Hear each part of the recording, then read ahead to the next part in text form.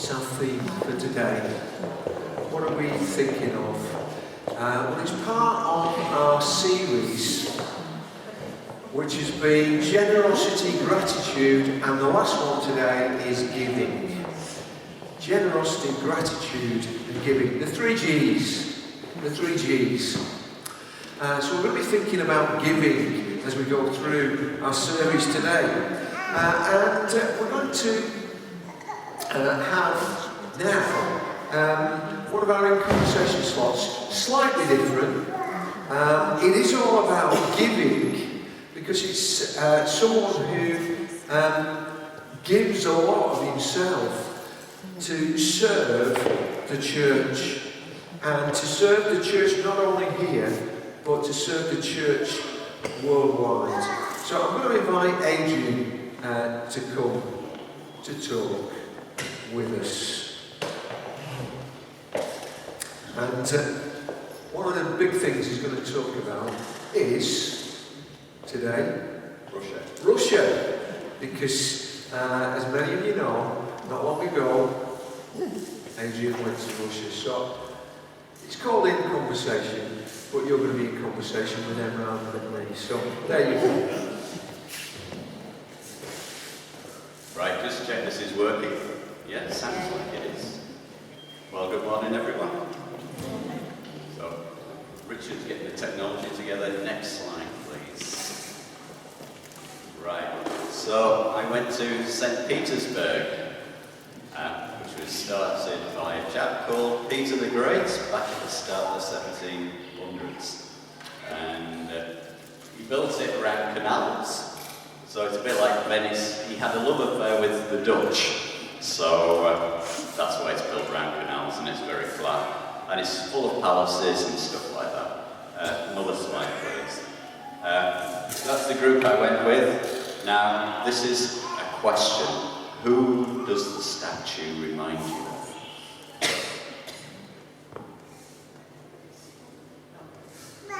It's a dog, but it reminds a lot of people of certain... Mr. P. Mr. P, yes. People think that is a statue of President Putin, but they're not allowed to say so.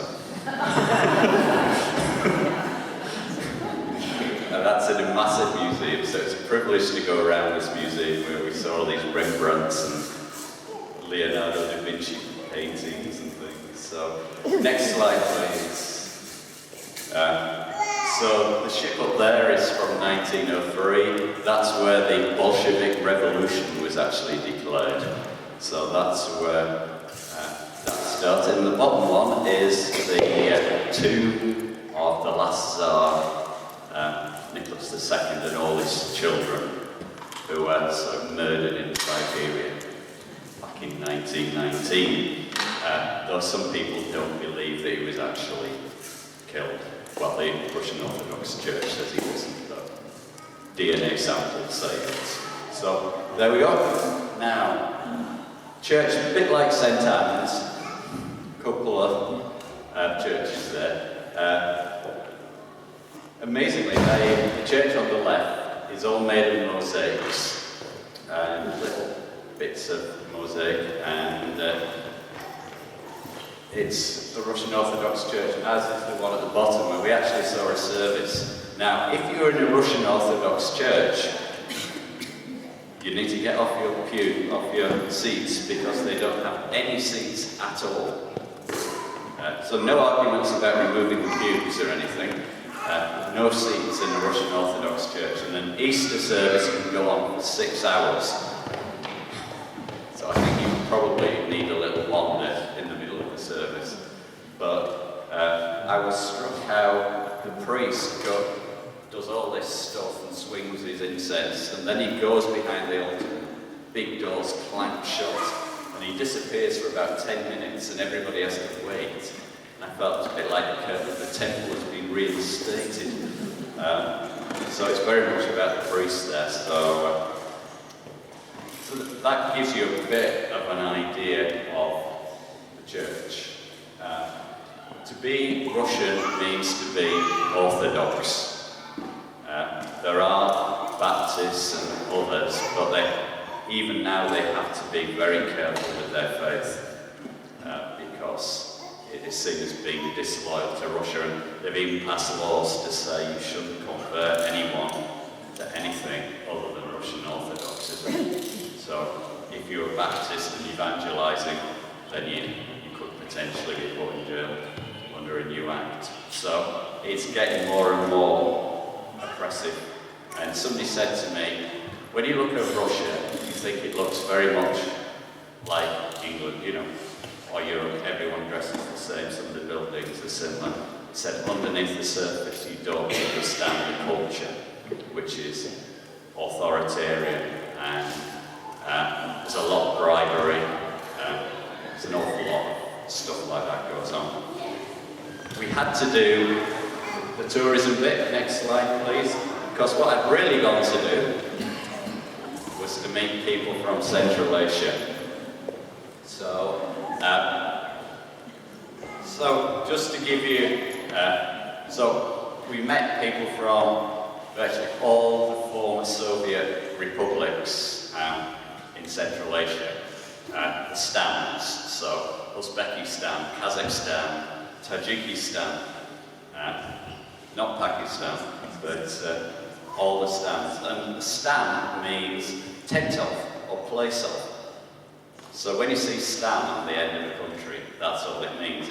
It is the place of the Tajiks, or the place of the Kazakhs. The Kazakhs are actually the Cossacks. So when you think of Cossacks, that's who they are. And it's very largely Muslim, and you don't make a decision to follow Christ there independently without affecting your family, because everything is about the family and the clan and the rights of the clan. And if you become Christian, you're disgracing the clan. And it's also a huge risk to you, not just that you'll be totally rejected, but also that you can't get a job, because you don't get jobs by filling in forms. You get a job by your uncle knows somebody else who knows somebody else, and that's how you get a job. So it has a huge impact. Next slide, please. So a number of them feature in the World Watch list. Next slide, please. So starting from Uzbekistan, which is really authoritarian. You cannot meet in church safely in Uzbekistan. Homes are raided, and so on down all the different countries. Next slide, please. So they get an idea of them. Kazakhstan at the top is probably about 4 or 5 times bigger than Britain, and has about probably a quarter of the population. So, and it's where people like Genghis Khan and Kublai Khan and all the nice people came from. And you can see it goes all the way around to around Afghanistan. Tajikistan is right next to that. So it really is a broad area. But we're talking about people. So next slide, please, Richard. And then the next slide. So people matter to God. I'm going to tell you very quickly a story about somebody I've met who's he was a disabled man, and he was deaf. And to be disabled in any way in those countries is seen as a curse on your family. A curse on you and a curse on your family. It is a shame. So anyone who's disabled is hidden away. So he was hidden away, and then he was sent away to sort of an institution when he was 6. And then his brothers visited him once a year just to see that he was alive. Then when he was 18, he didn't have anything to do. He left the institution. Then he did get married, but he drank and drank, because vodka drinking that's something that the Russians introduced. So he got into a really bad state. He beat his wife severely. In fact, wife beating is endemic in those areas. Then he met this man on the street who was also deaf, who shared the gospel with him. And he told him to go away. And he went home, and he just physically could not touch his vodka. He thought, what is happening? So he threw the vodka out the window and went the next day, found this man who led him to Christ. And essentially it transformed his life. And he's never touched a drop of vodka since. He doesn't beat his wife anymore and teaches others not to do that. He travels around all of those republics. So far he's started 146 different churches and networks.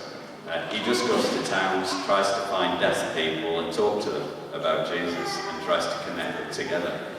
And he was telling us about how he travelled through to a neighbouring country, and when it wasn't safe, he got people to guide him across the river, and they couldn't understand why they didn't get stopped by the border guards, and they did this 3 or 4 times till they were stopped finally. And they said, "Oi, what are you doing? Walk through the middle of our minefield with minefields." So then he understood. And then when it was safe to go across the border, they had about a 3-day window. He put on this great huge coat, and he was trying to get as many Bibles as possible across the border. And he said he was sweating profusely, and he was trying to carry these Bibles, and the guard stopped him and said, "What are you doing?" And so they just said, "You're mad." Let him go on. So just got to trust in God. So that made me think, we're talking about individuals who can make a difference. Never think that you can't do something, because if God gives you a calling, God gives you a hope. Next one, please. So, Christian literature, we were based in a sort of a place that made Christian literature and distributed it. So that was really interesting. Next one, please. That's a warning in a house church meeting from Muslim group saying, if you dare meet here again, we won't be responsible. So, if you found that on the church, what would you do? So, next one please. Would you still go to church? Then, next one please. Just wanted to bring out the fact that we're talking about generosity and giving. One of the other pastors, a guy called Samson, because he was so strong, he's got a really evangelistic ministry, but he was really struggling because there's well over 40% unemployment in these countries. The economy's down the drain. And through Open Doors, he got given money to buy beehives. So he's bought a number of beehives, and it proved so popular that he was given more money for beehives. He's now employing 5 people. He can't keep up with the demand for his honey. So he's just expanding and expanding. So when Rod talks about generosity, first of all I want to say thank you what the church has done over the years in giving to Open Doors. It makes a difference in people's lives like this. You are keeping people alive. You're helping to spread the gospel through people like Pastor B that I've just talked about. And in this church, where you give a little bit, when everyone joins together, it makes a difference. So never forget that what you give is making a difference. Next one, please. So, yeah, you can make a difference. You can make a difference here. You can make a difference by praying, by giving, by supporting, by standing up around the world. So there you can pray and give and speak. So thank you for all that you've done for all of us. And if find out a bit more and other stories, come and see me afterwards. I've got a table at the back. Thank you.